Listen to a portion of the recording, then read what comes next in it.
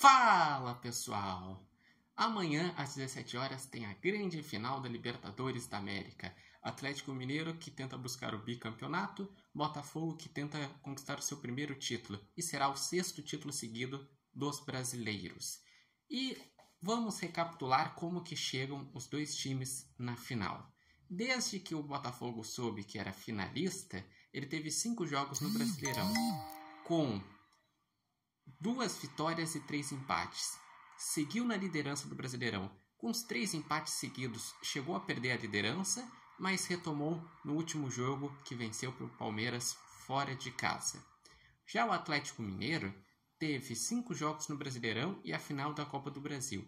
Nos 5 jogos no Brasileirão, foram 3 empates e 2 derrotas. Na final da Copa do Brasil, o Atlético Mineiro perdeu os 2 jogos e perdeu a final para o Flamengo.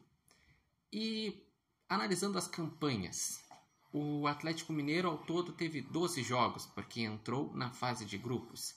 Na fase de grupos foi uma das melhores campanhas, com 5 vitórias e 1 derrota.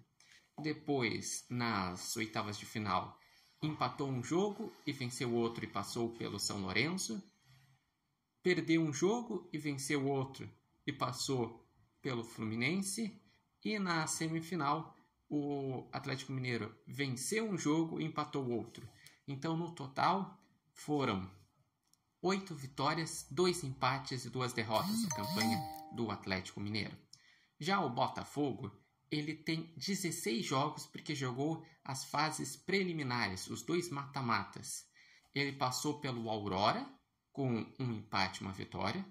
Passou pelo Bragantino, com 1 empate e 1 vitória. Já na fase de grupos, ao todo, foram 3 vitórias, 1 empate e 2 derrotas. Já na fase de oitavas de final, enfrentou o Palmeiras e, enfrentando o Palmeiras, o Botafogo ganhou um jogo e empatou outro. Contra o São Paulo, nas quartas de final, foi 2 empates e passou nos pênaltis. E na semifinal, ganhou do Peñarol e perdeu um outro jogo do Peñarol, mas pelo saldo acabou passando para a final. Ao todo, nesses 16 jogos, foram 7 vitórias, 6 empates e 3 derrotas. São 2 belas campanhas, 2 grandes times. O Botafogo, atualmente, é o que vem fazendo a temporada mais regular no futebol brasileiro. Por isso, na minha visão, tecnicamente falando, chega um pouco à frente do Atlético Mineiro na final, mas o Atlético Mineiro também tem um ingrediente de ter chegado em 2 finais de competições, tanto na final da Copa do Brasil como a final da Libertadores, de já ter ganhado uma Libertadores, então não tem esse peso que o Botafogo tem de nunca ter ganhado e ter uma pressão nesse sentido. E tem jogadores experientes, como o Hulk, como o Daverson, que já fez gol em final de Libertadores. Então é um jogo que promete muito, esse jogo de sábado.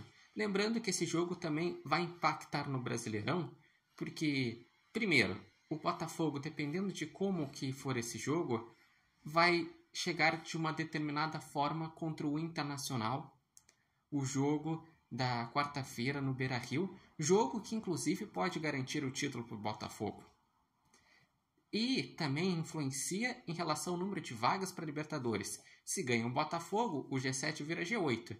Se ganha o Atlético Mineiro, segue como G7. E daí times como o Cruzeiro, que é o 7º, o Bahia, que é o 8º, e o Corinthians, que é o 9º, ficam muito interessados em relação a esse número de vagas que vai ter.